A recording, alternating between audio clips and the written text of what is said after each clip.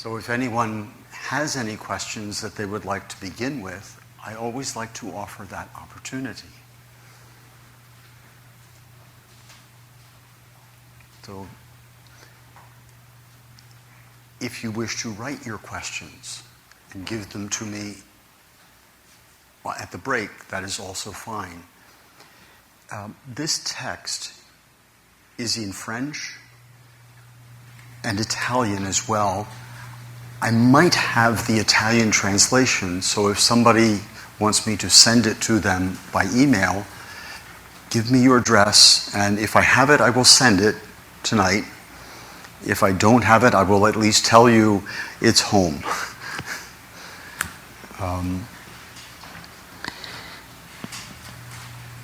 Perhaps to come back on one question that was asked yesterday about the impact of Theodosius's penance on the history of the relationship between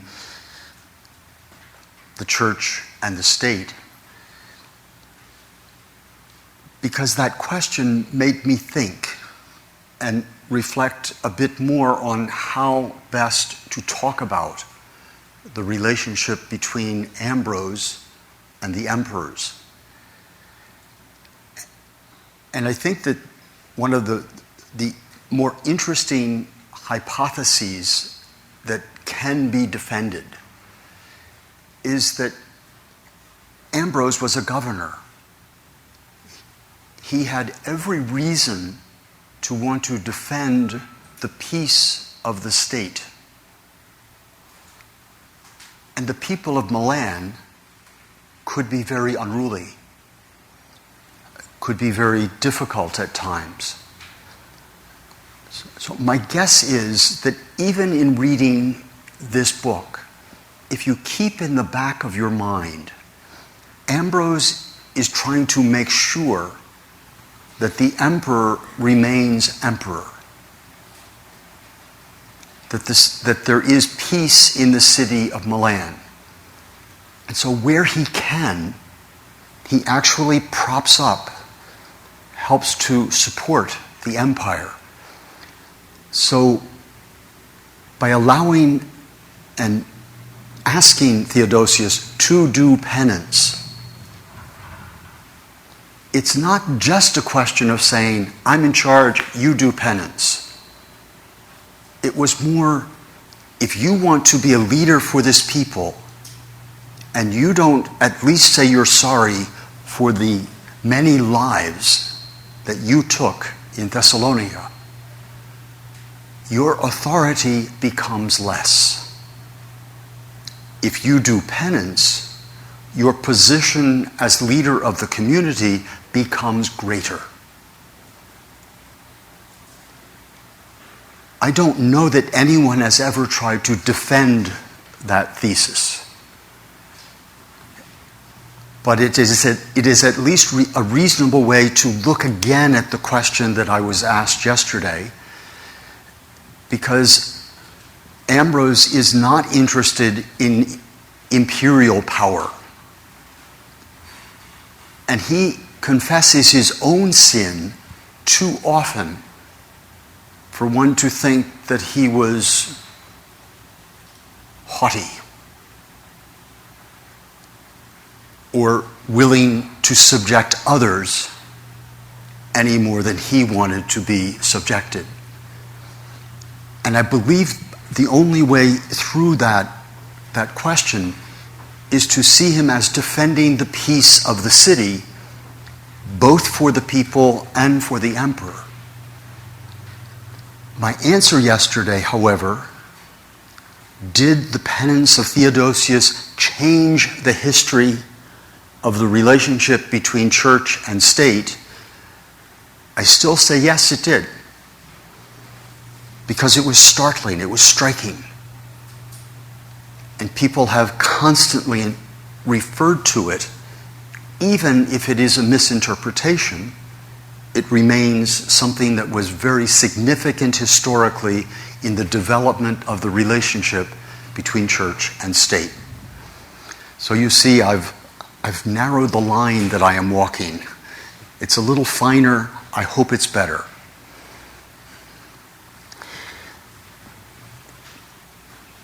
We talked briefly about paragraphs 1, 2, and 3 yesterday. Let me make just a couple of comments as a way of building up to that which follows. Our author, in speaking, or our translator, in interpreting vim as sens, loses some of the strength of the message. And in translating the last phrase, has a tendency to dilute or exaggerate some of the language. So, for example, where the Latin begins, nam et si, en effet, my English translation would really be different. Although he, Uriah, did not hinder David's concupiscence, cupidity, at all, his life, however, was seen as a significant obstacle because of the shame of adultery. So it's not an obstacle des plus sérieux, the greatest obstacle. The Latin doesn't say that. Yes, there was an obstacle, but the focus here is not on the obstacle, it's on the shame of adultery. Because Ambrose wants to be able to highlight that Theodosius, or David, did not commit adultery for reasons that were inhuman, cruel, but because he was a weak man, because he was a human being.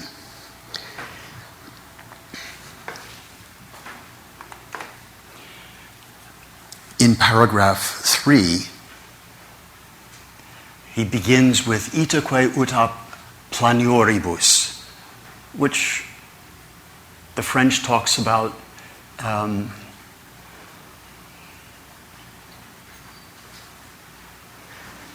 now what does the French talk about? Why did I want to say that? Dans ce qui est plus facile à comprendre.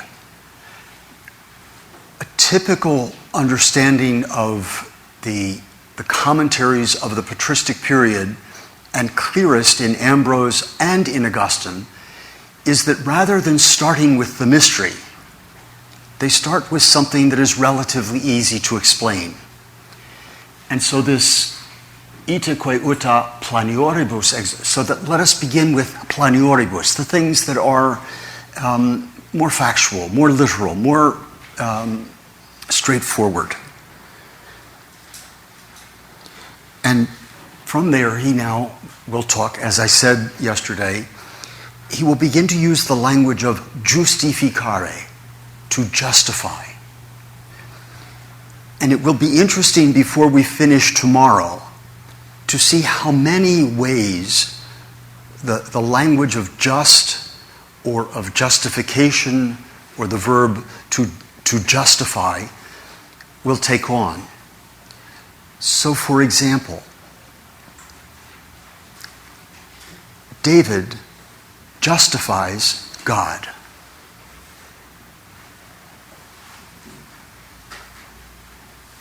What does that mean? David justifies God, because here is that God has justified David. And he will turn that all around. Ambrose can do that because in the Gospel of John, in the Gospel of Luke, chapter 7, verse 29, there's a phrase that talks about the people justifying God. So that if I speak a word of truth, I am a sinner because I did this, then when God punishes me for having sinned, I have given him permission. I have said before any accusation, you are a sinner, I am a sinner. And in that fact, I make sure that the action of God is justifiable, makes sense. And so the word justificare, Ambrose uses in both senses. Augustine never uses the second sense, not even once. So the world has changed because this is such a fundamental word. It's so much at the heart of who is just or unjust, how do we relate to God, to ourselves, to our sins. Augustine is always insisting on the fact that it is God who justifies us, because if he were to say that we justify God, one of his not so great friends by the name of Pelagius would have loved it. So the point is, by making this point now, is to say Ambrose's cultural context is very different from that which follows. So he uses the language of justification in a way that is kind of, nobody's challenging it. Nobody's going to doubt the way he uses it. And it's part of the way Scripture talks. So he can begin to use it here and will insist upon it several times in this first 40 paragraphs. And then by the time we get into the middle of tomorrow, we'll begin to hear it being used the other way, as somehow human beings justify God, because there is a sense in the Scriptures where that can also make sense.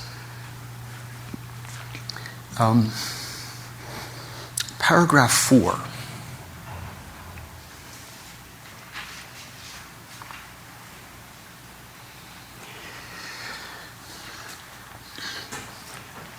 Once again, just a quick observation on language. So, in his actions, moresque is translated in his actions and in his character. No. Action and deed, is or habits or ways of acting. It's not about his character. It's about what he does, what is visible. So actus moresque is, again, our translator has taken too much liberty. And so it's a way of also saying every translation is more or less good. Therefore, learn Latin. Start your Latin course tomorrow. Meaning, it can be very helpful when you're reading something, you say, what does that mean? At least to look at the Latin, to say, I wonder if that really is the right way to think about it. Here again in section 4, he talks about, or paragraph 4, penance only once is behind the text because David sinned semel, only once. He will insist upon that at other places in this whole section.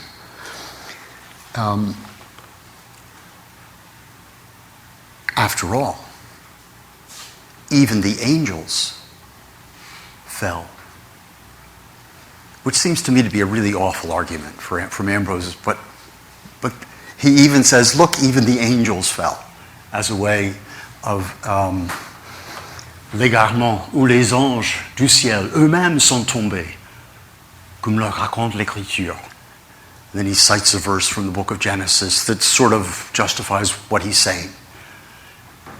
But he is going to every possible length to try to show that what Ambrose or what David has done is not as bad as it looks because it's part of a larger picture.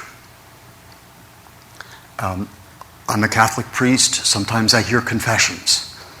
And sometimes, when the penitent gives me a list of sins that is too long, my natural response is now to say, would you please tell me something good about yourself? Or, you have given me a very lengthy, carefully thought out list of your sins. That means that you're not afraid of your sins, and there must be much more that is good in your life. So that this sense of, I am bad, I am very bad, is not what Ambrose is talking about. The confession of sin here is part of something bigger, part of an experience that is larger. And it may seem strange to us today that he would spend so much time trying to justify what David did, and yet, the most obvious and rational way to think about any sin is to put it in context. No matter how bad, it has a larger context. And so that's what the rest of these first 40 paragraphs will do again and again and again. Remember, you can stop me anytime just to make this more lively so I'm not the only one talking. Professor, do you think the establishment of confession, further, much later on, has had an influence in this way of relating one's sins? Yes. As compared to a time when there wasn't such easy... Yes, because almost no one in Ambrose's church could go to a bishop and confess sins. Only the most serious. So much of the bishop's time was spent, when he speaks of confession, for example, it's confession to whom? And most of the time, it's to God. Now, that's not a way of saying that confession is bad, but if confession is the only thing, I use the pun in English, our understanding of confession has become boxed in. Because the confessional box is where you go for the sacrament of penance. But when you see it in its larger context, which is Ambrose, Augustine, the whole patristic period, confession is not normally directly to a minister. It is directly to God. A serious sinner who wants to do penance has to go through the process of confessing sin, yes. One more caution. Throughout this book and throughout all of his works, Ambrose, when he talks about remissio peccatorum, the forgiveness of sins, is always talking about baptism and penance. And there are many places in here, in this text, where I at least pause and say, oh, is he talking about the forgiveness through baptism? Or is he talking about forgiveness through penance? Because in order to be baptized, everyone who wanted to be baptized had to do penance. Prayer, fasting, almsgiving. So the depth of the Christian tradition is caught up in that little trilogy of we pray, we fast, discipline, and we do good. And that's what anybody who wants to be baptized has to learn. Was Theodosius' penance the penance of an already baptized or of a not yet baptized Christian? Sometimes you don't know that from this text. Theodosius was already baptized. But sometimes the text is a little ambiguous about that particular side of the question. So has confession become too narrow in our way of thinking about it? I believe it has.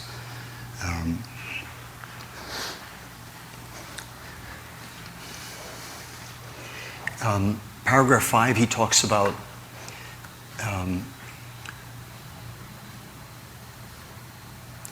que de fautes chacun de nous commet-il à chaque heure. Every hour we're sinning. Et pourtant, nul d'entre nous, hommes de commun, n'estime qu'il doive confesser son péché.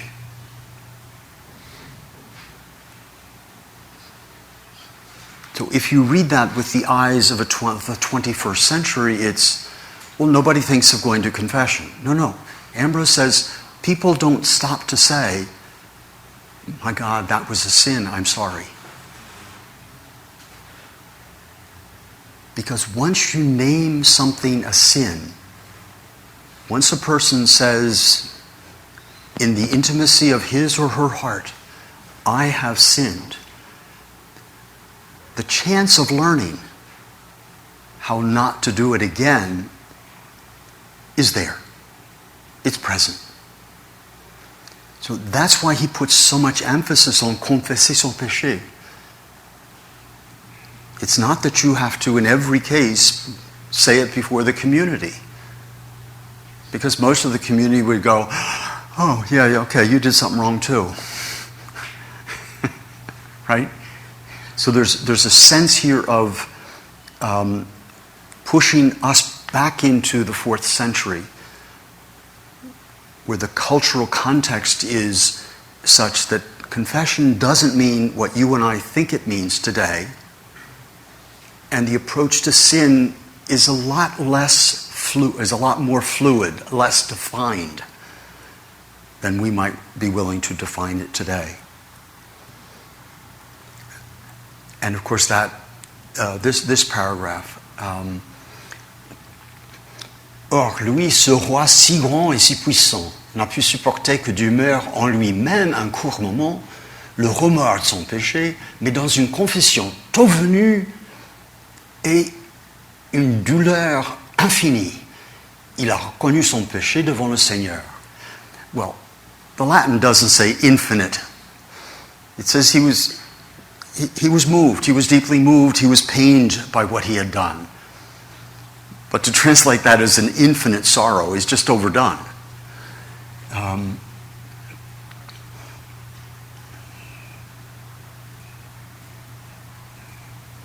Mais lui, David, qui était dans l'éclat de la puissance royale, so here's the king, que tant d'oracles divins avaient confirmé lorsqu'un simple particulier, all of a sudden this ordinary guy called Nathan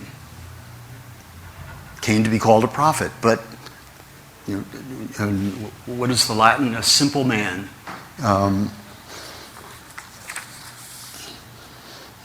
A privato homine confronts him. Because in the next paragraph, he's going to kind of turn that around. But he wants to make the point that this man of great importance, because of the word of a single individual, a privato homine, a simple person, challenged him. Il avoua et déplora en gémissant le tourment de son péché. And because he was willing to recognize it, his own sin, et le Seigneur fut à ce point touché de cette douleur. Puisque tu t'es repenti, le Seigneur a éloigné ton péché. Now, how long did penance last? So if I'm a murderer and I'm living in the Church of Ambrose and I recognize that I killed somebody and I was so clever that no one caught me, and so the powers that be, the secular authority, never accused me, and I go to the bishop and I said, I did this.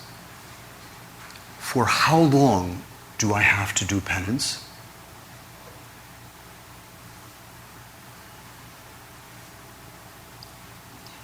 Any ideas?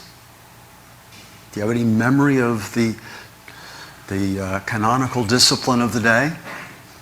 Because it could be the rest of your life. How did Theodosius get off so easy? With only a couple of months, we think.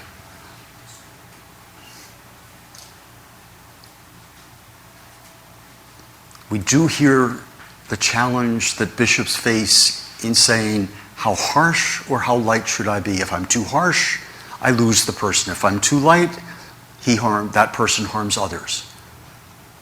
But apparently the penance of Theodosius only lasted a few months. By Christmas, he was receiving communion again.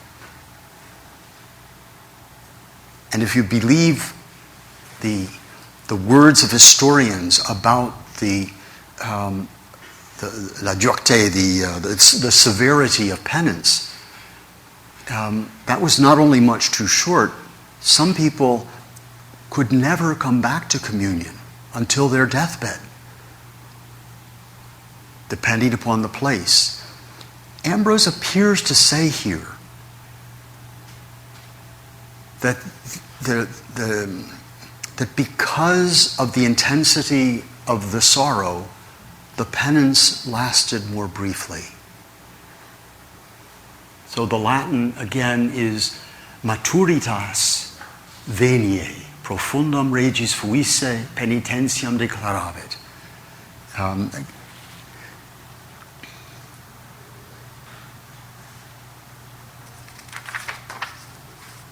So does maturitas mean rapidite? Maybe. I think it's a little too strong. But because of the fullness or the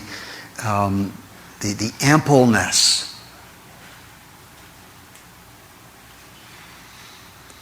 of the penance, his penance apparently lasted a relatively brief time.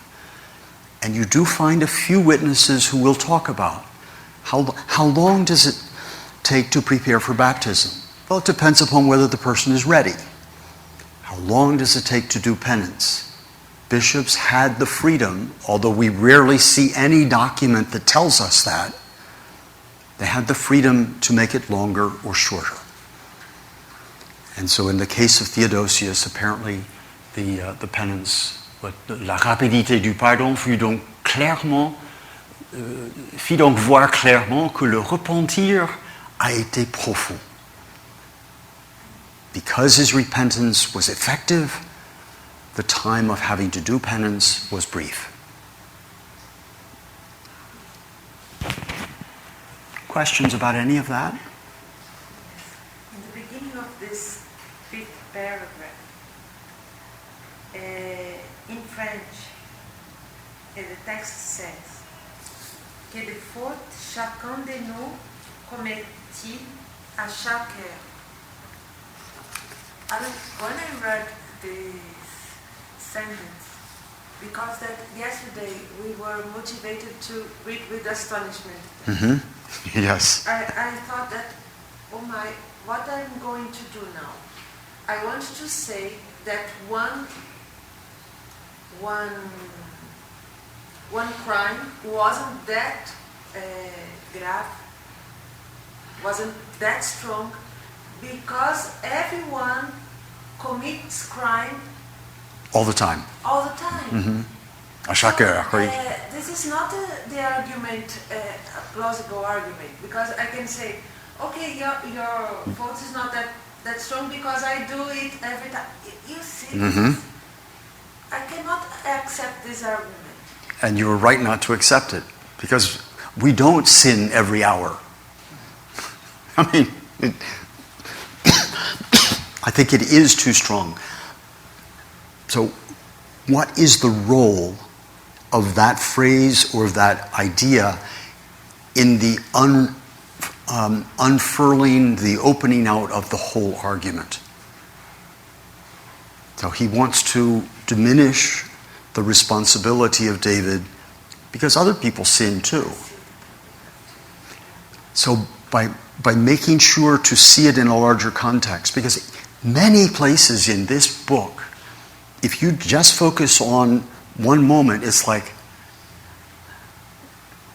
and very shortly we'll come to the place where it says,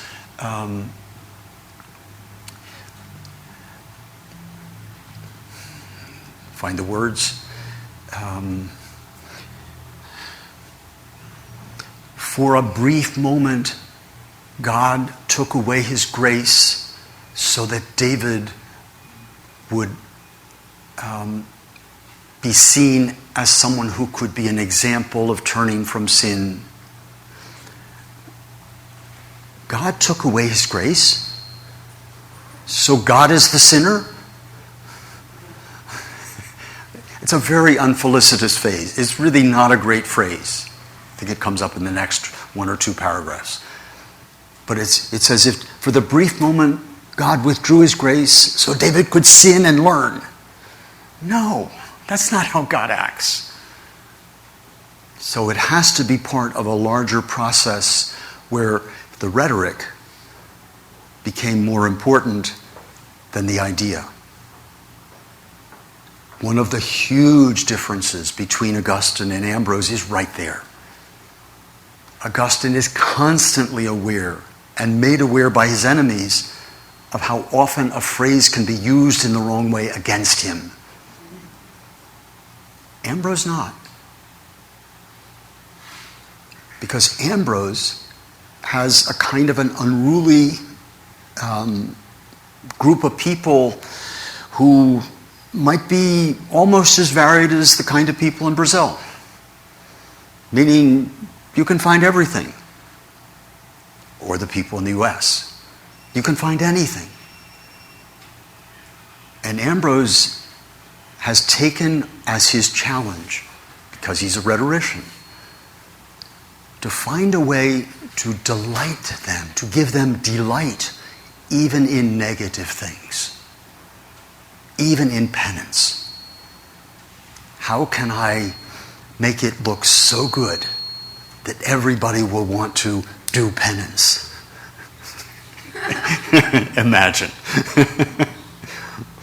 And yet, that the movere is the Latin purpose of rhetoric.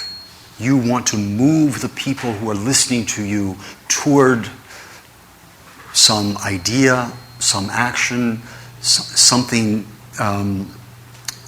different and hopefully better. So the imperial rhetor wants to use lies to make people respect the emperor. Augustine called himself the seller of lies, seller of words, excuse me. Well, Ambrose he's a salesman. He's had his course in marketing. And he's trying to market in this work, the king is someone who, like David, did penance. Let's at least imitate him in that. And this is what it means to think about how to do penance, when to do penance, and why. But he wants to delight them with not only the leadership that they have been shown by a man who kings sin, but kings don't usually do penance. And this king did penance.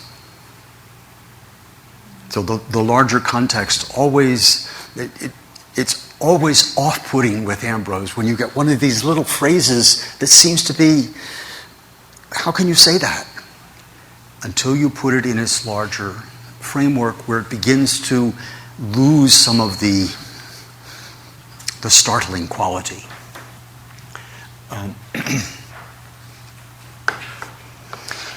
Paragraph 6. Ali homines cum a sacerdotibus. In our modern language, sacerdotibus means priests.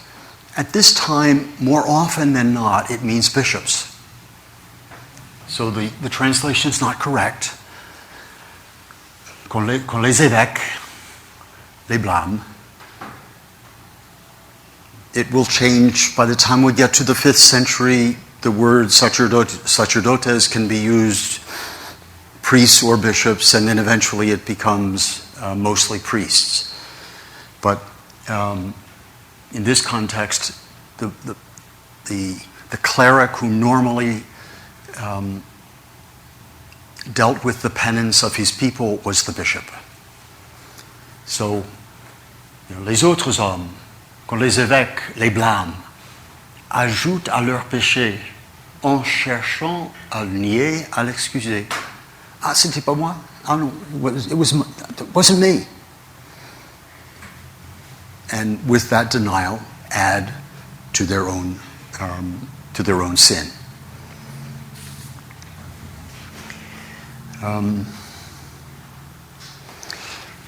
He also will again and again and again use the language of certamen.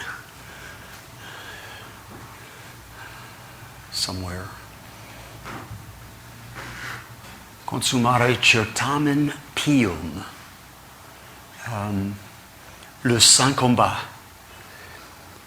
I think it's important that that word be seen as the kind of battle that one wages for a World Cup.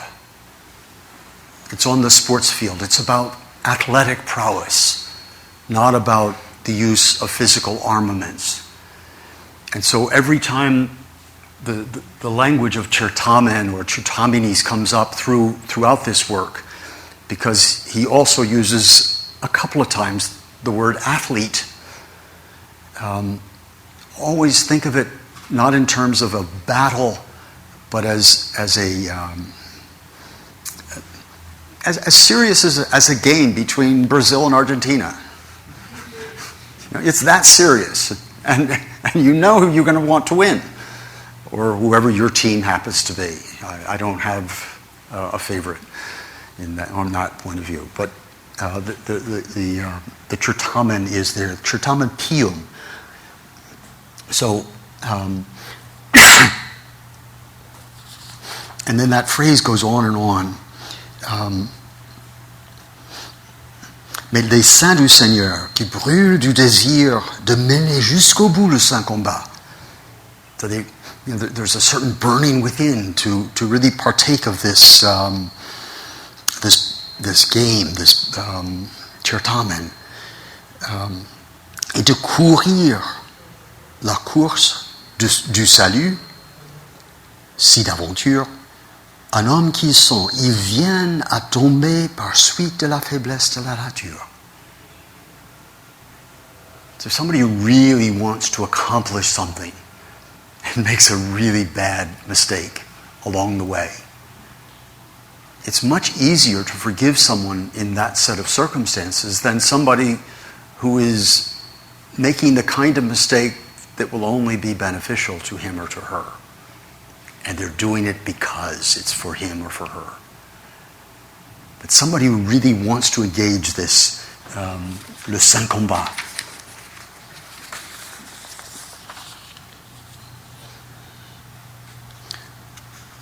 So it's by the faiblesse de la nature plus que par l'attrait du péché.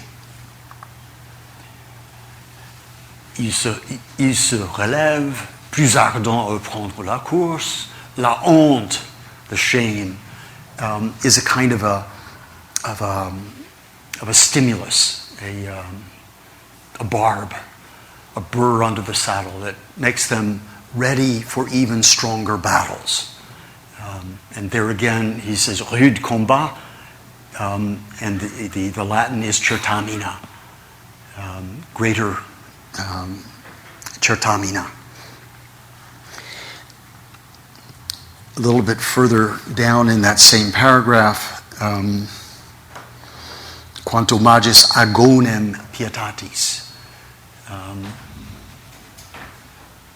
Et le combat, au contraire, continue sans trêve si la plupart, après un ou deux chutes, ont, grâce à une meilleure chance, they've had a better occasion, remportent la victoire. So if that happens, how much more important is it for les hommes qui affrontent le combat de la sainteté, so that they not be judged by an isolated fault? So in some ways, I think we've gone over that argument again and again and again. Turn the page again.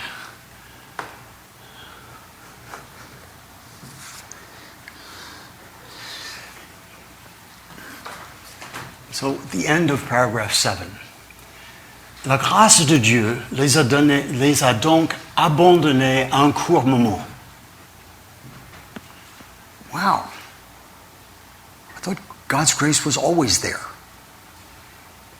How could the grace of God be absent?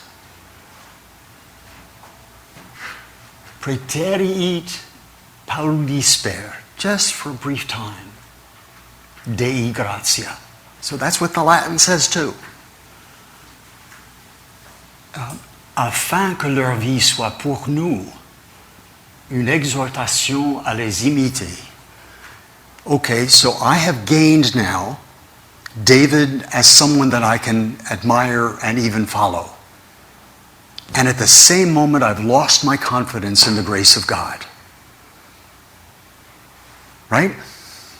Not exactly a desirable goal for Ambrose to be using that kind of an example. So he has gotten so deeply engaged in trying to defend David that he's made what, if he continued to say that again, we would call him a heretic. And we would be right. Right? I don't want to exaggerate that, but I don't want to lose it either, because it helps to understand how to read Ambrose. It provides a good example. So now we know David is human. Now we know that we can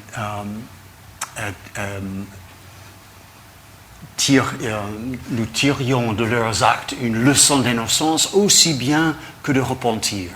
Ainsi, quand je lis le récit de leur chute, j'apprends qu'eux aussi ont eu part à mon infirmité. Notice the Latin.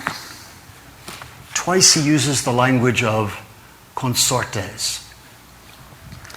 I wish the translation's fine. The translation says it, but it doesn't say it. But to participate together, consortes, to have this togetherness. Would have been really nice if the translation had pulled that out to say that now I can be identified with a human being who has fallen. It's like the lesson of John's chapter 8 of the woman taken in adultery. Let the one with no sin throw the first stone. Here in a positive way, it's because we are all sinners, we can use the good example of other sinners to stimulate us.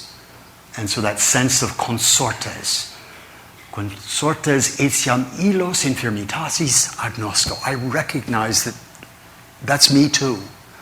Maybe I didn't kill anybody with my hand, but I've done so with my thoughts. In that sense, there's a depth that doesn't immediately appear in the translation.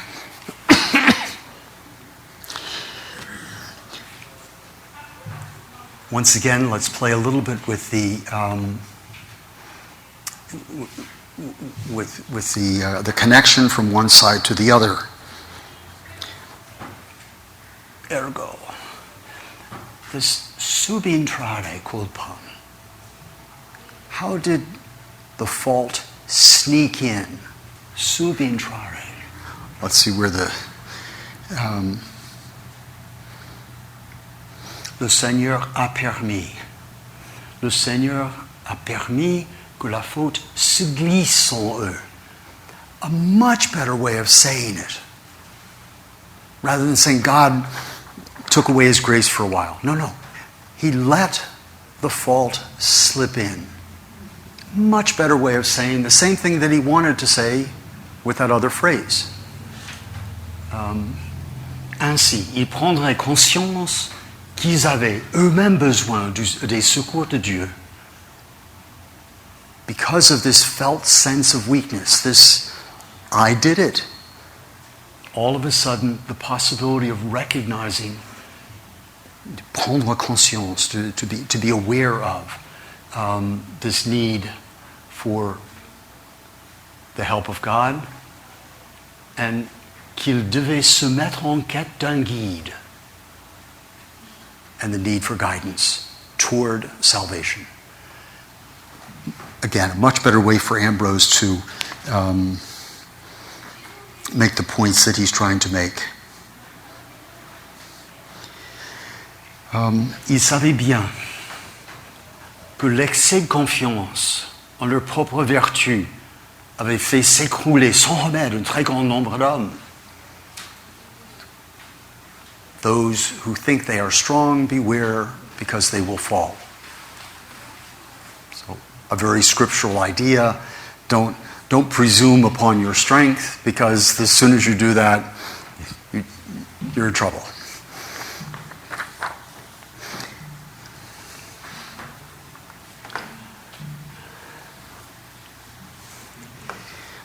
So, any questions on those first 8 paragraphs? Paragraph 9, we find the language of athlete. Combien d'athlètes, après avoir excellé dans un tel genre de lutte, sont appelés à affronter un autre genre de combat? Eh bien, et si le Seigneur ton Dieu, parce que tu lui as offert un exemple déterminé de vertu, veut t'éprouver, if he wants to test to see, is this real virtue that you think you have?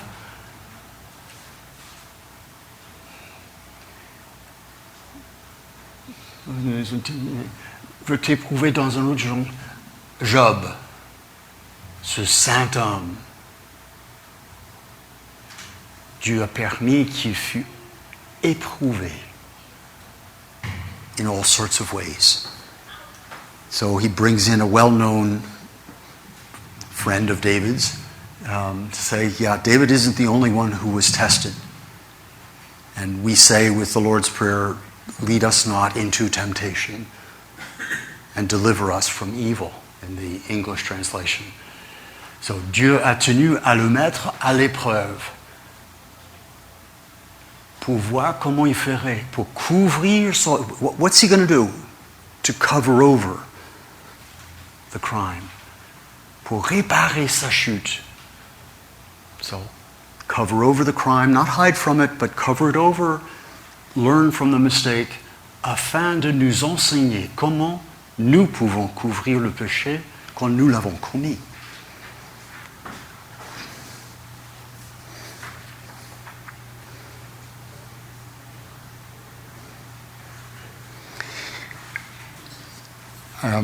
Unless someone has a question about any of the first 11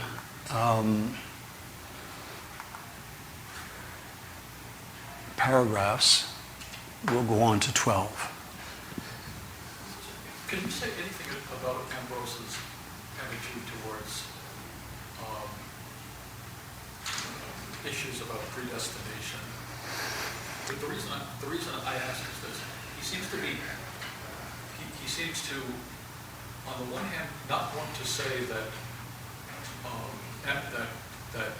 David would have sinned if God had not withdrawn his grace. Mm-hmm. On the other hand, he doesn't want to have it that it's God's fault that David sinned. So he's trying to occupy this narrow space. And that's a space that Augustine later has lots of.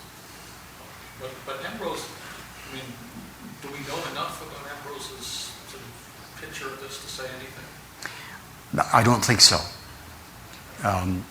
If this is written in around 390, and the questions of predestination posed first by Ambrose's successor, Simplicianus. So presumably he's asking these questions in Milan, even before Ambrose dies. But I don't have any memory of Ambrose ever having addressed the question of predestination. And he would have, but he will, even in this book, he will talk about which came first, Esau or Jacob. I forget where it's ahead of us yet. I think where the hand came out and therefore he was born first. But so predestination is not something that in an explicit that Ambrose addresses in an explicit way, because he hasn't had to struggle with the language of grace, and therefore with the importance of our will versus God's will, where Augustine, before he met Ambrose, was struggling with those questions. So it's got to be a personality difference. Anything else through paragraphs 1 through 11?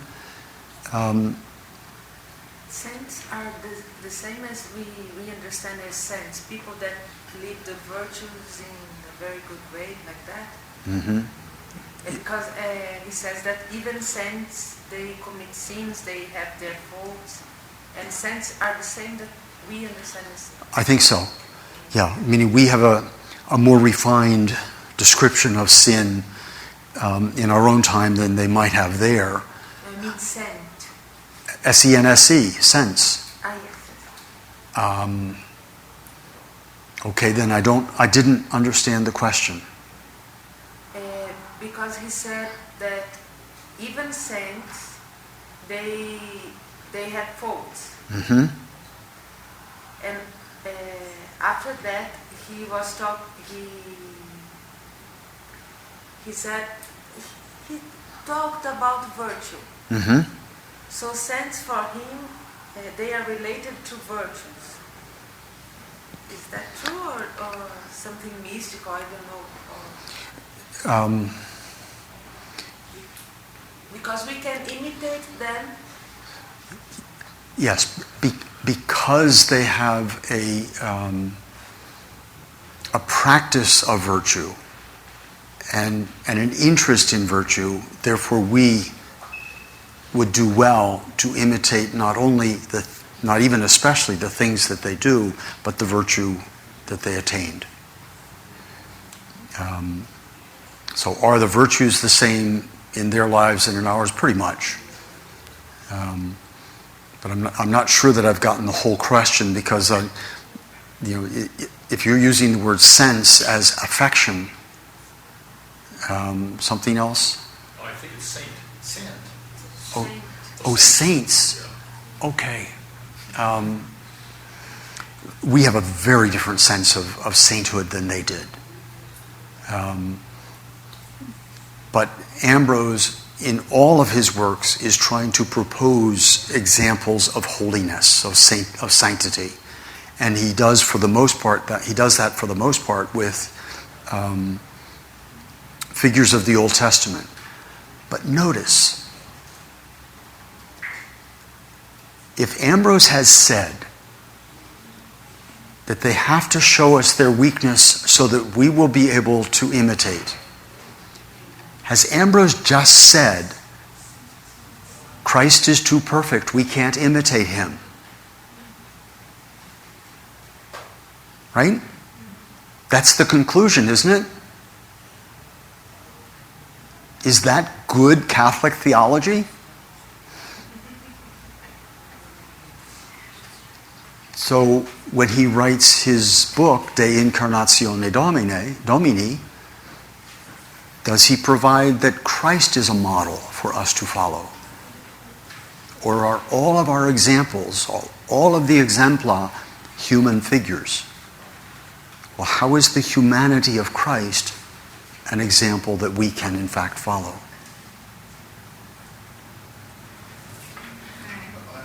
I'm not sure that I'm following this last time, because if I understand what Gross is proposing, he's doing some kind of Comparison, yes. Between the figure of David that recognizes his fault, and that is important to see. The point is, David recognized his fault, he has to do something about it. He is do penance. Mm-hmm.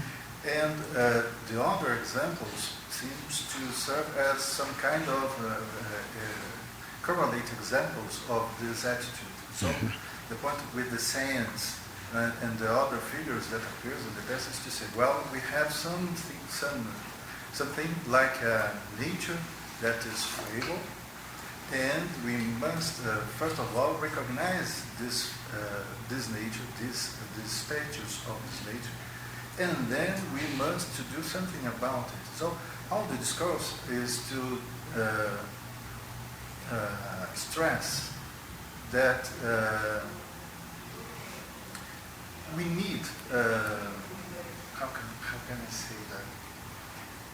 We need to establish and recognize our nature first. Mm-hmm.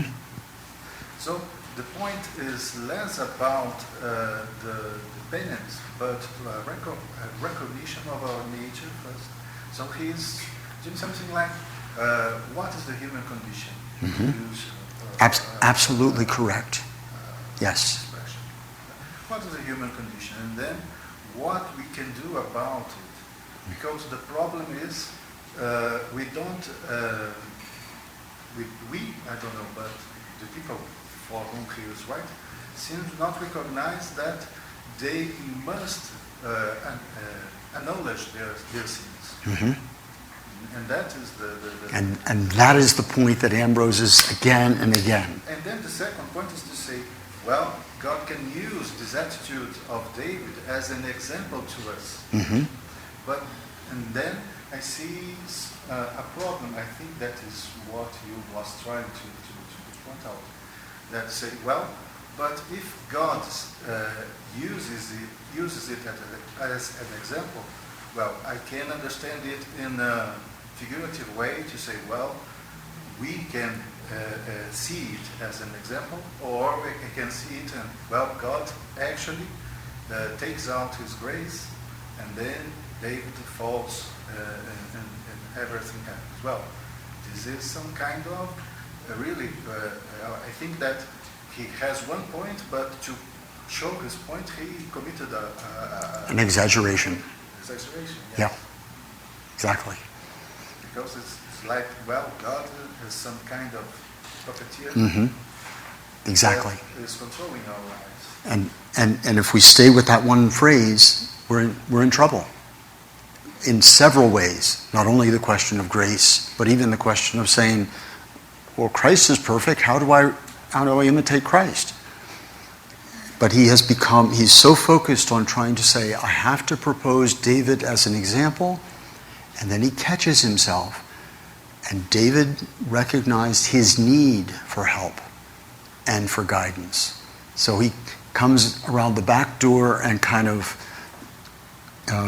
resituates the question of God's place. He provides the support, he provides the guidance. Yeah. So, but because Ambrose is not trying to handle all of the questions of theology, but has allowed himself to deal with something very specific, in order to read it properly or to appreciate what's going on there properly, one has to almost get inside his intention. And remember the very first words of the book. A lot of people don't realize that David is better than he looked like. And remember what's going on in the people of Milan's mind. King David, King Theodosius, both did penance. So he's really trying to use a specific cultural circumstance. And I suspect that for the people of Milan, it was very engaging. This must have been, they weren't asking some of the questions I'm putting out there about the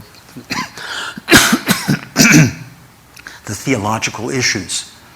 They've been captivated by this movement saying, you're going to try to tell me that David was a saint? But look what he did. You're going to try to tell me that Theodosius is a good emperor? Look what he did. But if his purpose is to make sure that the sense of respect for authority takes Milan to a better place, he needs to do this. Yes? I wonder if you could elaborate a little bit more on the comparison between the saints and the athletes, because it actually reminds me a little bit of Aristotle in the mathematics, when he uses the example of the athlete to show the virtue of being. For example, in the how much food you would need to have if you are an athlete, a fighter, the right medium would be much more than if you're not an athlete. And of course, the comparison is not exactly the same, but it reminds me a little bit. And if he uses here atleta, he also uses, for example, iot sanctum currendum in offense, which is also a metaphor related to sports or athleticism, for example, and he uses also cursus, etc. Yes. Can this comparison be deeper here than it seems to be at first sight? I think it's at least clear that he is presenting heroes. And it would not have been, for later when Augustine has to try to teach his people that Jesus Christ is not just a hero. He refers explicitly to the Neoplatonists of his time who are trying to accept Christ as he's one more hero in the pantheon. And Aristotle would have been right along that same sort of thing. And Ambrose does tend to fall into that. Has he realized that he has to make Christ and Christ's divinity stand out? Yes, that will happen. No, that's not happening here. The allusions or the explicit references to the divinity of Christ are rather limited in this work. And so looking for the places where human action needs divine help are going to be at least in the first 40 paragraphs, that's going to be the main place where sanctity is not just a matter of my effort and my having waged or played the game as a great athlete. But it borders on a merely cultural statement, yes. So look carefully for where the divine help is filtered into the text of Ambrose. By the time we get tomorrow to the second half, it will be a lot clearer that because what Ambrose is doing today is a courtroom proceeding. Tomorrow what he's doing is commenting on a prayer. The role of God in the courtroom proceeding is less prominent. The role of God in the prayer, Psalm 50, is necessarily more prominent. So we're caught with, let's say, I'm caught kind of embarrassed by the question because it's a great question. You wanted to say something? The comparison between the saint and the athlete is helpful, but it's not complete because it depends the sanctity in a different fashion than athleticism, for example, depends not only on the personal effort, but also in the grace. Right. And for example, Job, he would run without stumbling, but God could take everything from him, and his effort to still believe in God would save him, make him a saint man. Not only running without stumbling, but also his effort to remain faithful to God. So back in paragraph 8 or 9, where he kind of came to the end saying, and therefore David became aware of his need for, is the beginnings of a response. And as you say, But that's not a complete response. That's right. Ambrose has a few more pages to go to flesh it out a little bit. But I'm not sure that in these first 40 chapters he really fleshes it out fully. But there'll be a couple of moments where it will come out where the name of Jesus Christ comes up. And is it paragraph 14, I think? 12 or 14. That we'll start to see how he's now moving from David to the true David. And put these reference to the athletes in comparison with the saints. To the athletes. Yeah. In comparison with the saints, be considered some kind of reference to Aristotle or not? It was a common comparison. I think it was relatively common. There's an interesting article by Hervé Savant on Ambrose's understanding of Job's action as the actions of an athlete, where he runs across Ambrose's work in pulling out the word athlete. And I think all of the nuance that one would want to have with regard to the place of the athlete in face of the grace of God or the meaning of divinity is there. But at any given moment, it's not necessarily there. And I've been at pains to kind of point out the limitations because it's a bit shocking. The doctor of the church, St. Ambrose, what's wrong here? Why doesn't he have this complete theology? Because our theology depends much more on Augustine than on Ambrose. And so to understand his place in kind of pushing Augustine to deepen his own, the way he had to ask questions is also important. But Ambrose is not Augustine, and he has a whole different way of thinking about the Christian faith. He's a governor. He's an official of the empire for so many years. And so he's going to spend a lot of time paying attention to those people out there who know exactly what administration and the weaknesses of kings and magistrates, exactly what they are. And that's, I think, why we get caught up in all of this stuff, because Ambrose is talking out of his experience of what a mess Milan is and can be. So before we jump into the questions on allegory and figure and all of that, let's take a break. So let me go back. I was going to skip this, but I can see that the questions mean that it should not be skipped.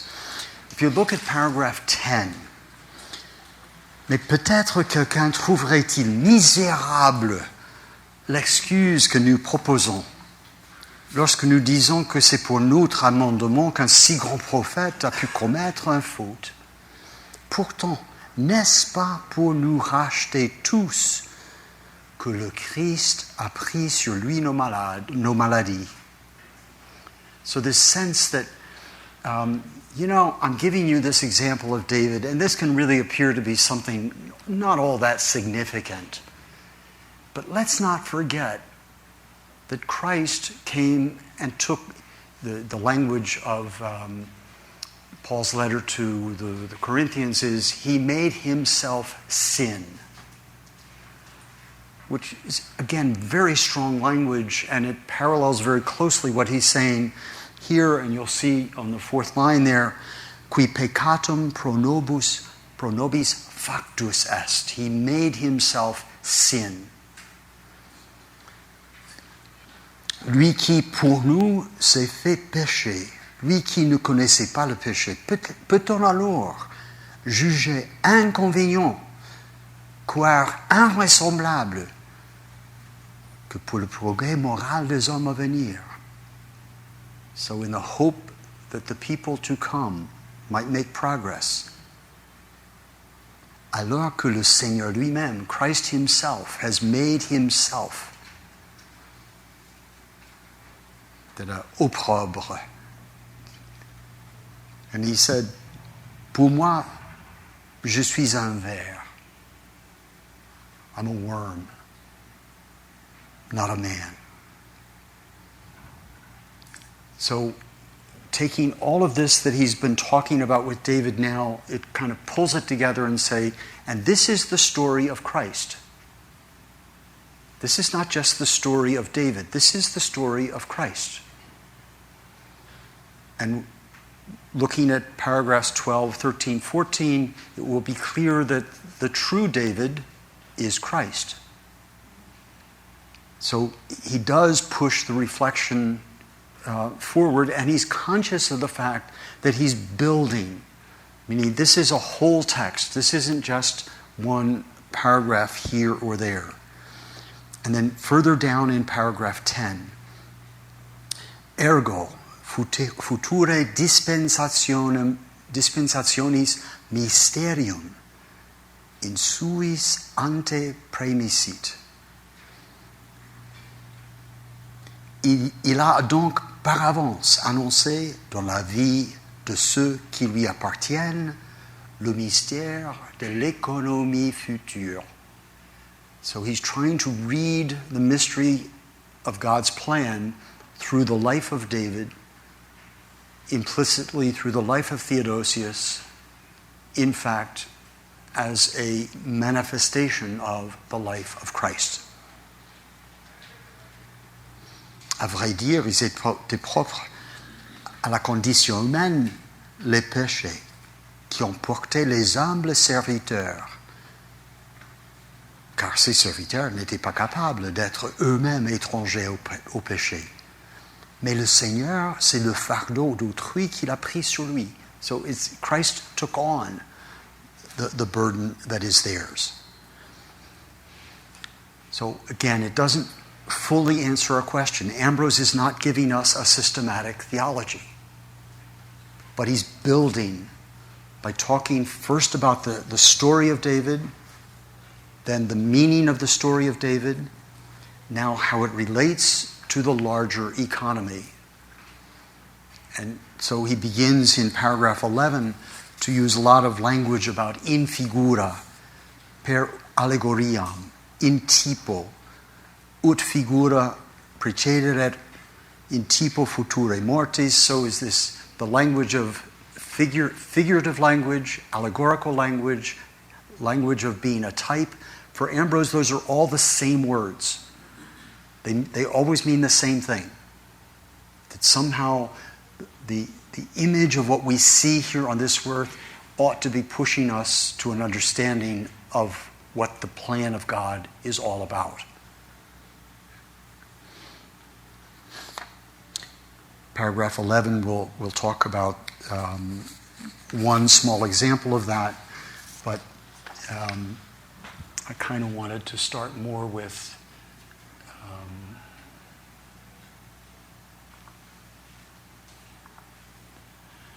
Joseph. Que dire de Joseph? Joseph took away his robe, jeté dans un citerre, vendu pour esclave, a représenté clairement la figure de l'incarnation du Seigneur. Car le Fils bien-aimé du Père, even though he was in the form of God, didn't think that was something he needed to hold on to, but he emptied himself to the point of becoming a slave. And he's the one who racheté, who saved the human race. So, in that section which follows, so it is in figure, in figura, although it says in typo, in cuius typo David minor electus est fratribus. So just like Joseph was the youngest, lost his robe, he was an image of Christ, so David, he was the youngest, but he has become the type of Christ. Because he received l'onction royale qu'il a, à lui seul, par un combat singulier, délivré tout le peuple des dangers d'une terrible guerre. And this all, again, stays with the history and the life of David himself.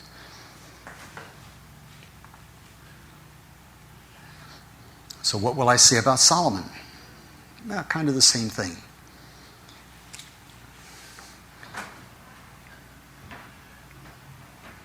So, in that paragraph, que dirais-je? Ces dernières actions ne sont pas exemptes de graves égarements. Et pourtant, le peuple juif lui-même croit qu'il est venu à la place du Christ. Mais combien d'hommes son péché commis dans des graves égarements n'a-t-il pas ramené dans le droit chemin? So even though he sinned, he became a way of helping other people. Ainsi, plus la faute a été grave, the more serious, plus elle a été profitable. Here at the heart of Ambrose's theology, his concern is that all of these things in some ways be manifestations of the resurrection of Christ, but no matter how serious the sin, and even sometimes the more serious the sin, the more beneficial. The more I realize what a jerk I am, the better I turn around and not be one. En lui donc, la sagesse fut pour nous reproche de ne pas l'imiter, et la faute, exhortation à le faire, puisqu'elle a prouvé qu'il était homme. He wants us to be able to talk about the humanity of Christ. He gets us to talk about the humanity of Christ by talking about our humanity. And David represents our humanity. In some ways, the whole argument from paragraph 14 forward takes a shift. So this is in some ways a bit of a conclusion. So he spent 13 paragraphs kind of building up the story of David and trying to get us to focus now on a single moment of David. Now no longer David had diminished responsibility because this, and he was helpful in this way, and he relates to Christ in that. No, now he wants to say, let's talk about Bathsheba and Uriah and the adultery and the murder. Let's talk about that now. How in the world can that tell us anything about the mystery of salvation? And in some ways, it's shocking.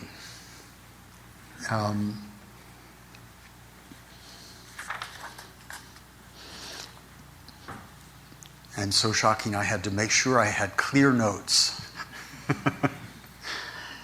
So if David is Christ, and without that presupposition, none of the rest of it makes any sense.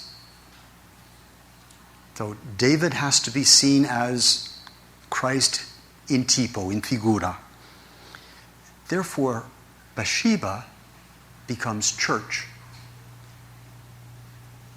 So if you think of the letter to the Ephesians, chapter 5, where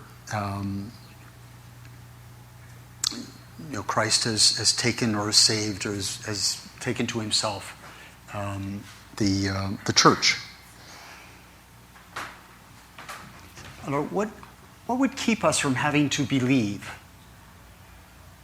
that Bathsheba, united to Saint David, was united as a figure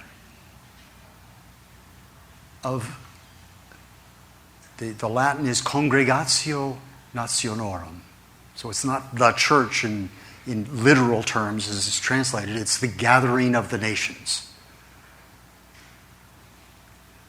Celle-ci n'avait pas été unie au Christ par cette sorte de mariage légitime. It was adultery. Qu'eût été la foi. Parce qu'elle devait s'introduire comme par une porte détournée. She had to come in an odd way. The scripture always does that. If you spend time meditating the first chapter of the Gospel of Matthew, there are 4 women in that lineage of men from the time of Adam to the time of Joseph and Mary. And each of the 4 women is odd, including Mary, who conceived without relations. Rahab, who was an adulteress. I forget the other 2, Ruth, and who was a foreigner. But each of the women came in, as it were, through an outside door. So, in order to gain grace, she had to come in, as it were, through a different entrance. En dehors des prescriptions de la loi. Sa nudité, because she was nude when David saw her. Celle d'un cœur pur. Gee, I didn't think of, how could you do that? So Ambrose has wait a minute, nudity has to do with a pure heart. I don't think of it that way. Well, listen to me, Ambrose is saying. Sa simplicité, son voile. Le cœur du vrai David devait séduire le cœur. The Latin doesn't use the language of seduce. It's an attraction rather than a seduction. But one way or the other, David saw beauty, and David therefore took Bathsheba because he was king. And he was provoked to love her. C'est à bon droit qu'il est venu en se cachant pour tromper cet autre Uri. Great idea that he didn't let Uriah know that he was going to have relations with his wife. Yeah. How does this fit the mystery of salvation? Because again, Ambrose is shocking us. Le mot signifie, the name Uriah means ma lumière. Parenthesis. Whenever Ambrose can't give you a logical development of some kind, he always takes refuge in etymology. So his background in Philo, where words and the etymology of words is, whenever you see Ambrose invoke the etymological meaning of something, realize he's kind of run up against a wall and he's grabbing for something in order to make sense of his words. So he does it here. This makes no sense in one way. But, so Uriah is the devil. Uriah is the devil. That's what he said. How does that make sense? Il est venu en ce monde en se cachant. Il est entré comme un homme adultère afin de revendiquer son droit légitime. A normal way of thinking in the 4th century and elsewhere, East and West, is that somehow the church has to be saved from the devil. So Ambrose, by taking Uriah's wife to himself, by being an adulterer, not Ambrose, David, by being an adulterer, is somehow Christ coming to racheter, to redeem the church, Bathsheba, from the devil. That's how Uriah gets. Uriah's no devil. But typologically, Ambrose is trying to say not Uriah's a devil. No, he's saying David is Christ. Even in adultery, just as Christ came from outside the world as someone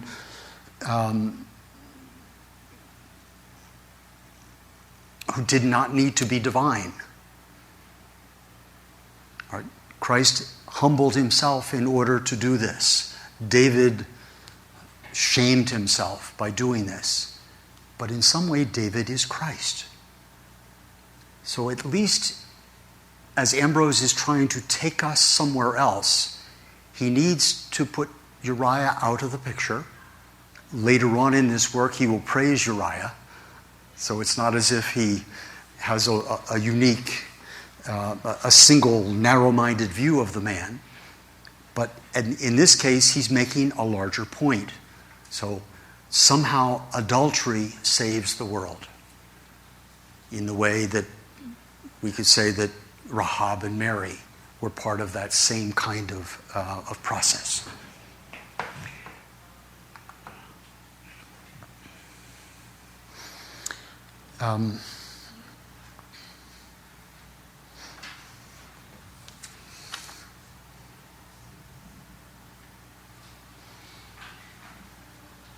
So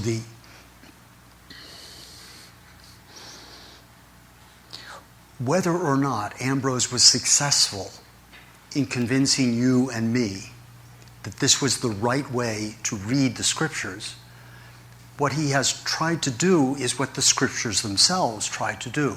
That is, take us out of our logical, neat way of thinking and to kind of mess up the mind long enough to say, look at how sin can be the source of salvation. Look at how penance is the means to make sin a means of salvation. Questions? There probably are questions. There might even be a good joke in the audience.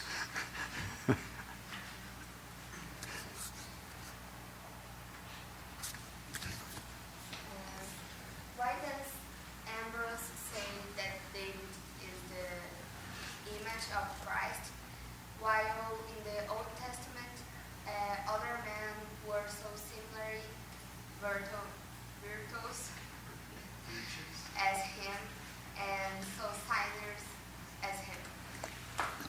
The simple answer is because he has chosen this whole work to focus on David. But he also mentioned Job, and who someone else was just mentioned. Peter, of course. Just in a couple paragraphs beforehand, we had in other words, he will do this same kind of thinking about Job, about Jacob, Isaac, Joseph. Yes, in paragraph 12, we talked about Joseph, the coat. So many figures in Ambrose that are taken from the Old Testament are discussed in various ways, but always in trying to get us to the divine plan of salvation. So they become figures of the larger picture. And that way, instead of always having to say the same thing, David is Christ, he can also say Job is Christ, and Isaac is Christ. And so his rhetoric, in other words, can be amplified. Great question. So,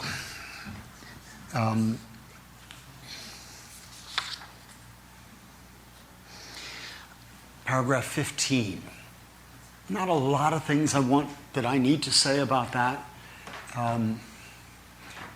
So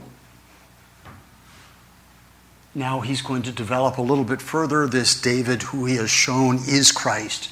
Well, then what did he do? Reprenons maintenant ce que nous disions. So it's almost like he had a little parenthesis there. I need to see the depth of the story of David, who Bathsheba was, who Uriah was, how David is Christ. Now let's get back to the story. David a péché. Kings do that. It says it very, quod solent reges. 3 words in Latin. kings do that. Mais il a fait pénitence. Kings don't normally do that.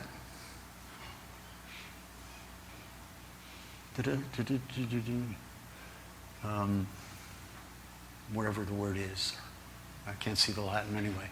But so he did all of these things, confessed, asked mercy, prostrated it on the earth, cried, fasted, prayed, which would be the actions of a normal Jew or a normal Christian, perhaps a normal Muslim.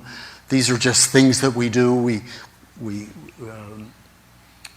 discipline ourselves and pray. Chose que des particuliers rougissent de faire, un roi n'a pas rougi de faire. Une confession. The Latin doesn't use the word public. It's, you know, he had no trouble making his confession. So people subject to laws have the cheek to deny their sin. Il a péché, c'est la marque de sa condition. He's a human being. His prostration, c'est la marque of his conversion. His fault is everybody's fault. His confession, c'est son mérite distinctif. Notice the Latin. It's lapsis communis, everybody does it. Specialis confessio. Confession is unusual. Probably because that is his experience of the people of Milan. Être tombé dans le péché, c'est le propre de la nature. Avoir lavé sa faute, c'est le propre de la vertu. I forgot one thing about paragraph 14. When he said Bathsheba was naked, and those that said, he talked about the bath, and he made a point of using language that related to baptism, the baptismal bath. So not only did David, as an adulterer, take Bathsheba, who in her nudity was an image of good things, but he did so in relationship to baptism. And here again, the language of diluisse virtutis. So again, this washing, this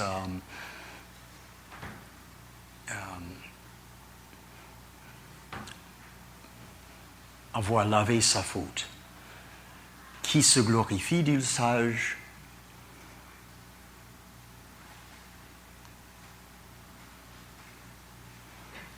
So, here a brief reference to original sin. Jusqu'à l'enfant d'un jour, qui ne peut être pur au témoignage de l'Écriture. Very subtle, always in the background, but his sense, and from the very beginning, there is sin even for the infant of a single day.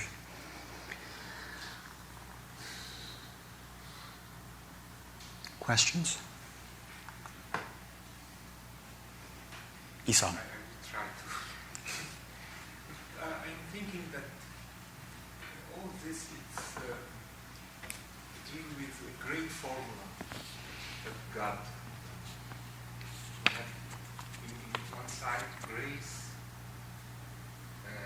free will, sin. We know it's to be far from goodness, sin. But and also we can all the things we can go to the original sin also. So the original sin it's in positive. Yeah. It's not we cannot choose. That's where we start. It's the formula of God. Mm-hmm. And I think that what we can take about like the Paul apostle says, I need more difficulties. Please God, give to prove my faith and and it will be good for me. Mm-hmm.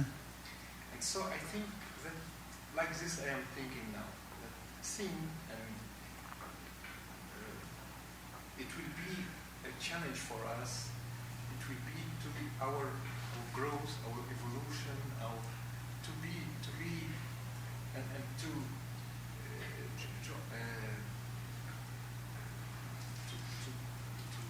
grow up like human. We are not robots. Mm-hmm. And it's a great formula, I think, that we are. Yeah, maybe I say it too often, but I think the focus here of Ambrose is to try to get us to accept the fact of our humanity, of our weakness, of our frailty. My definition of original sin may not be exactly the same as Augustine's, but my parents passed on original sin to me, right? Well, my parents gave me the best that they could possibly give me. They gave me human nature. They gave me life. And human nature is frail and lacking in knowledge and mortal.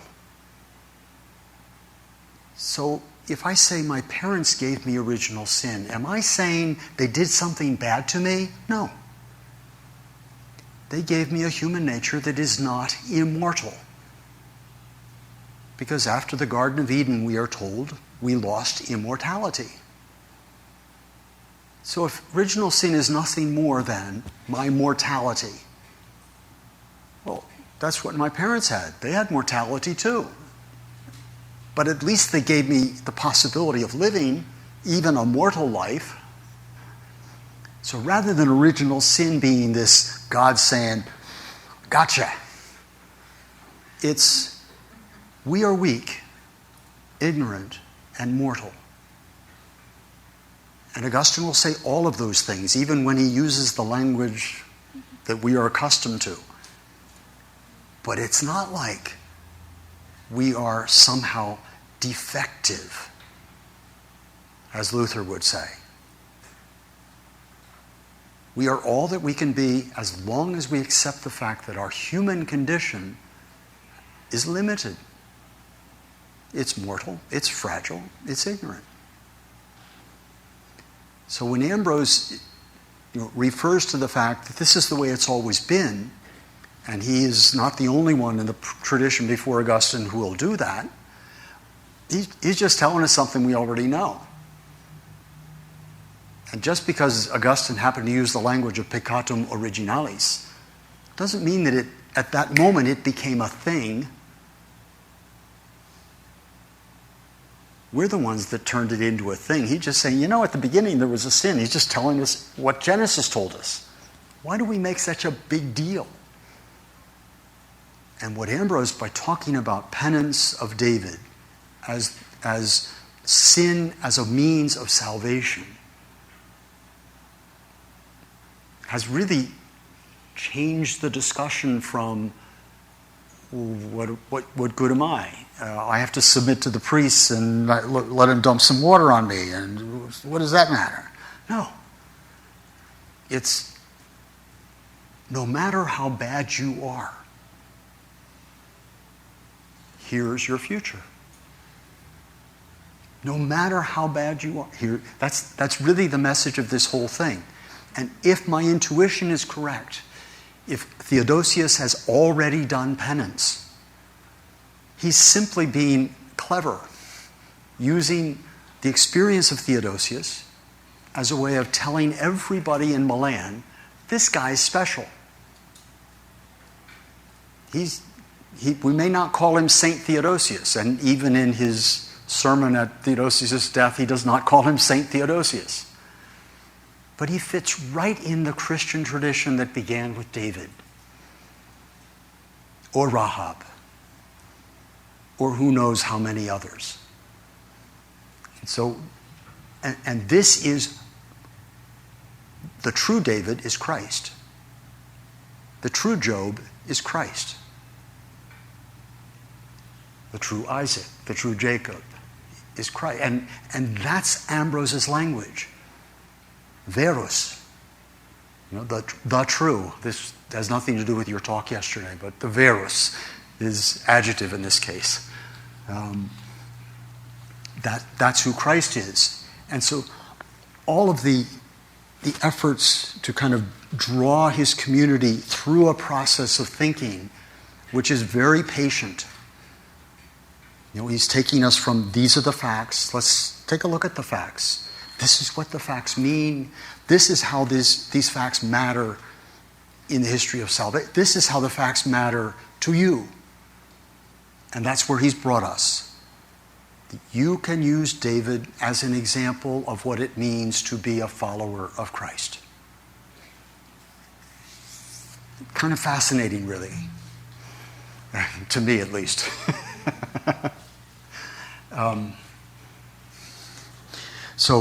Paragraph 17. Je ne pense pas non plus qu'il faille garder le silence au sujet des évêques. So I don't want to hide the fact that clerics also have this challenge of dealing with sin. This isn't just for you lay people, this is also for us. Aaron lui-même, le grand prêtre, sur la conduite duquel, avec Moïse, le peuple hébreu traversait à pied la mer Rouge, fut sollicité par le peuple de lui faire des dieux qui pût adorer. So Aaron, give us a god. Okay, so I'll give you the golden calf. Aaron was a priest. Ambrose is seen himself as capable of being identified with the priest of the Old Testament. Ambrose is not hesitant to acknowledge his own sins. In the work on De Penitentia, there's a neat paragraph where he really basically says, hey guys, I'm in it with you. I've been there too.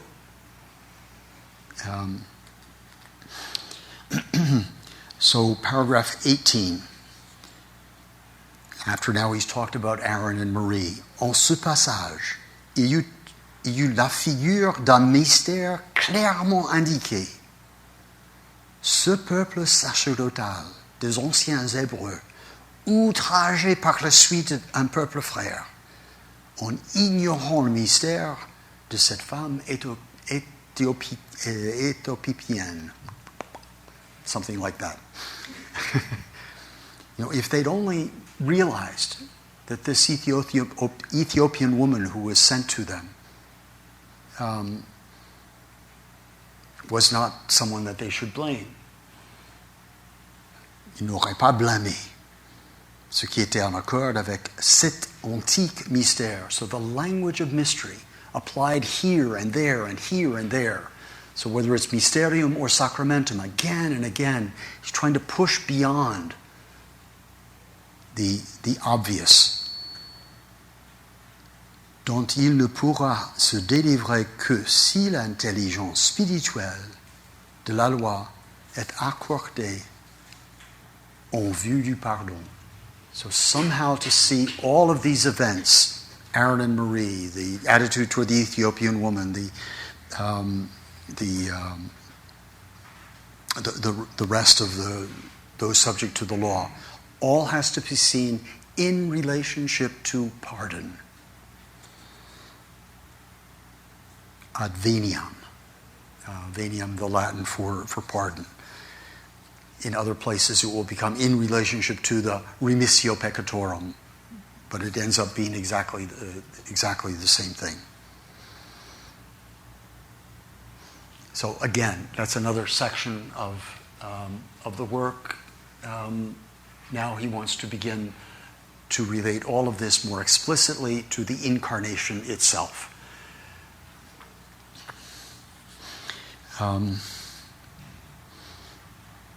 So there's no disagreement between this parable and the mystery itself. He goes down to talk about the lost sheep. So at the bottom of the page. Il était donc naturel qu'elle eût défailli, elle qui n'avait pour subsister que les nourritures du siècle. I mean, if things are limited to this world, even the lost sheep, no big surprise. Elle s'était égarée en Adam, notre brebis attirée par les pièges du serpent. The reference again to Genesis. Ce n'était pas un méchant de brebis. Adam attendu qu'elle était remplie du Verbe, en tant qu'elle était la fille du hebdomade mystique et l'ouvrage du Saint Créateur. So again, using some of the images, what is this mystical week? What is this? The work of the Holy Creator. So the simple mystery of what happened in Adam, original sin, is now cast against the positive images of how the week has been made holy and how creation is itself also holy.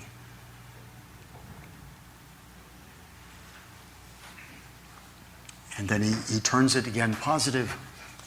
Car elle mangeait de son pain, buvait à sa coupe, dormait sur son sein. Elle était loin d'être bonne, la nourriture des Éthiopiennes. Funeste était la coupe d'or du Babylone qui enivrait les nations. Le sommeil ne sert de rien pour ceux qui dorment. J'aime mieux veiller, car l'égarement a saisi tous les hommes au cœur fol. Ils ont dormi leur sommeil, ils n'ont trouvé rien. So this huge critique of everyday, ordinary life, where people, like the lost sheep, get lost. But rather than speaking just about the parable and how wonderful it is that the Lord went looking for the lost sheep, he spends some time with the lost sheep, who is not a bad person, but because of the context, has only had to eat the things of this world. And then, la brebis, la chair du Christ. The lost sheep becomes image of the incarnation of Christ. All of that which appears to be lost has now been saved because of belonging to Christ. And that long paragraph, it would be worth your while, or worth our while even, to spend the whole day with more of that. But it ends up, of course, with the resurrection. So, il n'est pas inutile que l'Écriture ait dit, il rendra l'agnel au quadruple, car quadruple est la résurrection des morts. Le corps semé dans l'incorruption, ressuscité dans l'incorruption, ressuscité dans la gloire, ressuscité dans la force, ressuscité comme corps spirituel, 4 times.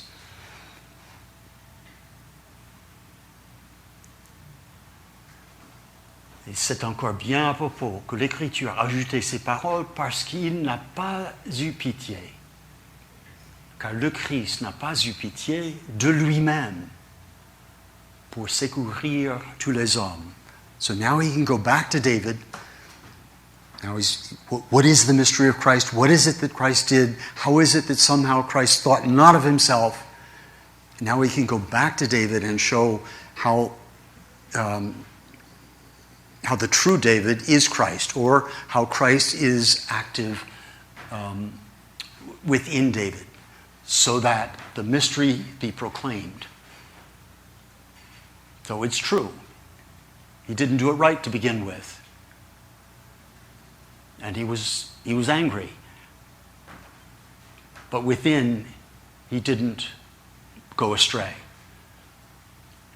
Dès qu'il a connu le grand mystère, reference again to the Ephesians verse, voyons dans l'avenir la rémission de tous les péchés, prévoyons l'éclat de la grâce that will be found in baptism and in the gift of the Holy Spirit. These two things now will become more clearly part of the latter section of the Apologia David. Il dit, j'ai péché contre le Seigneur. So aware of all of those things, he said, yep, I'm a sinner. Il voulait lui aussi partager le sort de ceux qui connaîtraient la rémission de leurs fautes. He too wanted to be baptized. So why would anybody be surprised that he was forgiven?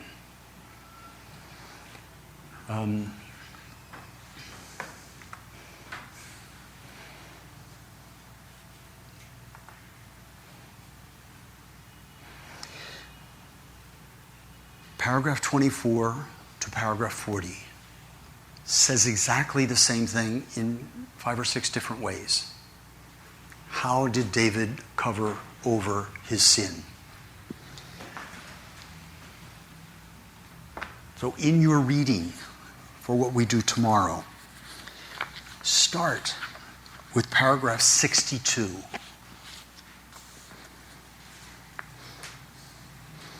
Or, le péché est ou bien remis, ou bien effacé, ou bien caché. Sin is either pardoned or removed or covered. So in talking about the story of David, Ambrose defending David, he will talk about how he covered, how the good works that he did made up for, covered over, hid, as it were, the sin.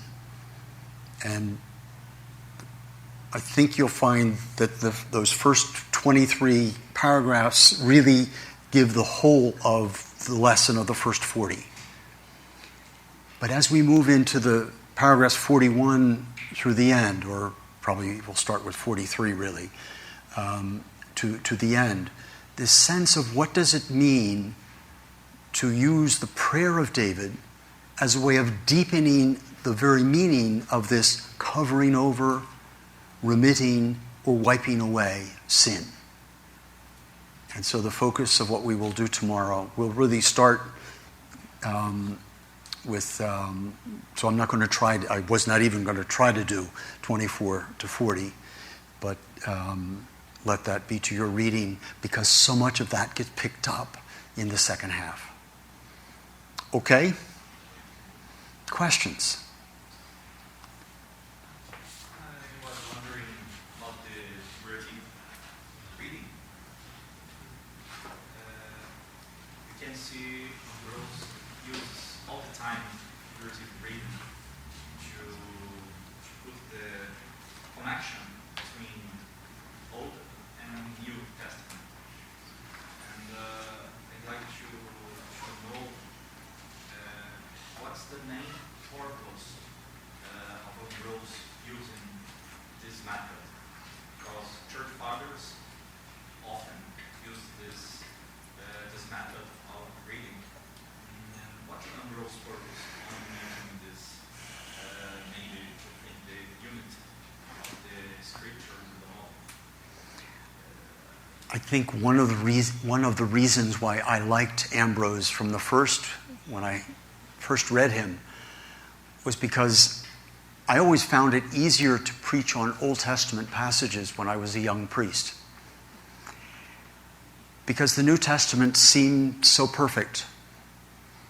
And the Old Testament, it was possible to deal with the everyday, the imperfect, the stuff that we all know. And it was there, it was so obvious, and it was like, wow, this is the preparation for something bigger, and it allowed me to be more earthy, more concrete. Is that Ambrose's view? I don't know. If I had to guess at what Ambrose's view was, I'd say he spent so much time in his early years as bishop, and perhaps before with Philo, that the Old Testament was just so natural to him, and that it was more familiar than what he later began to find in reading Paul through the words of Origen. So my guess is that as a young bishop, what he had was his knowledge of the Old Testament, and discovered that he could turn that into a discourse about the divinity of Christ so easily that he didn't want to let it go. In the 15th paragraph, there is this, again, a comparison, but an opposition actually. To see is from French. Il a péché, c'est la marque de sa condition. Il s'est prosterné, c'est la marque de son amendement. Sa faute, c'est le lot commun, mais sa confession, c'est son mérite distinctif. Ce mérite distinctif, it is in Latin, specialis confessio. It says, lapsus communis, sed specialis confessio. Culpam itaque, incidisse natura est, diluisse virtutis. So there is like a parallel between something common, which is from nature, and something special, which is from virtue. Mm-hmm. I was wondering, what is the exact meaning of this special? In which way is virtue special in contrast with nature? I mean, is it special because it needs some kind of grace, or because only some can achieve it by a personal effort? I think it's a call to everyone to be on the part of virtue, to be on the part of the special. Remembering that Ambrose is deeply influenced by the Stoic tradition. So his virtue language reaches clearly back into the things of Cicero and all of the Stoic efforts toward being a virtuous person. So the fact of being able to use Stoic language and even Stoic frameworks for his thinking, and somehow to turn the specialis, the virtue, into that which is identified with Christ, or at least the movement toward Christ of a Christian or of a David, is one side of that rhetorical opposition. Here's where you don't want to be, here's where you do want to be. So the rhetorician, by saying here or here, is saying this is where you want to go. You want to go toward the virtue, toward the special. And you can't do that without Christ. David learned that he couldn't do it without Christ. He will come again to all of those, but it points out once again how Ambrose, if you read him in small pieces, is easy to misunderstand. Even reading him in larger pieces, it can be a challenge. What is he really trying to get at? And usually it's this movement toward, as he moves David to Christ, he wants the Christian to move toward Christ. So this passage is not to be read as an opposition between nature and virtue, but rather as stating that everyone shares human nature, which and therefore everyone sins, but everyone can achieve this virtue Yes. when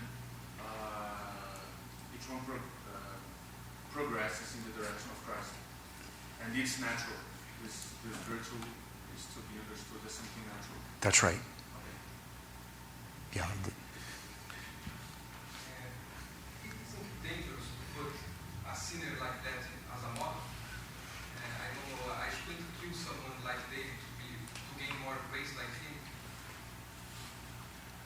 Okay, I'm not sure. How this conception of Christianity will bring more peace to the like everyone? Meaning the danger of making the whole Christian message depend upon David. To put a sinner like a model. Like that. Okay. Could you ask the question in a different way? I don't know. I think it's dangerous to put a sinner like a model because you said he wants to bring peace to Milan, and like that I think any act could be justified. It is also dangerous to suggest that Teresa of Avila be your model, or that John Paul II be your model. Meaning, yes, it is dangerous because we have a tendency to take our heroes, even if they are saints, and stay with the heroes and to forget that they're only who they are because of Jesus Christ. So, yes, it is dangerous.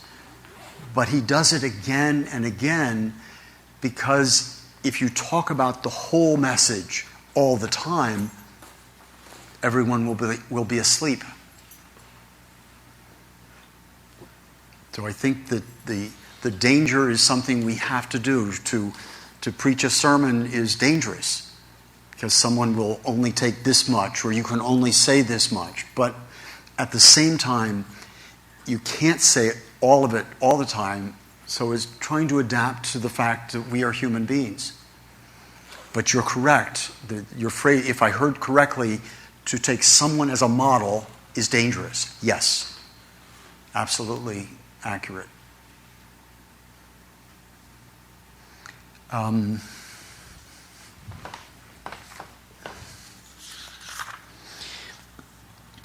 your reading of the second part of this book, if you wanted to pay special attention to paragraphs 46 to 49,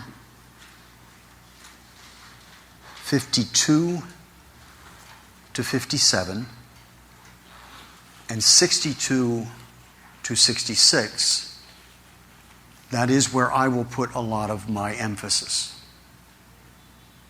Okay? Thank you very much.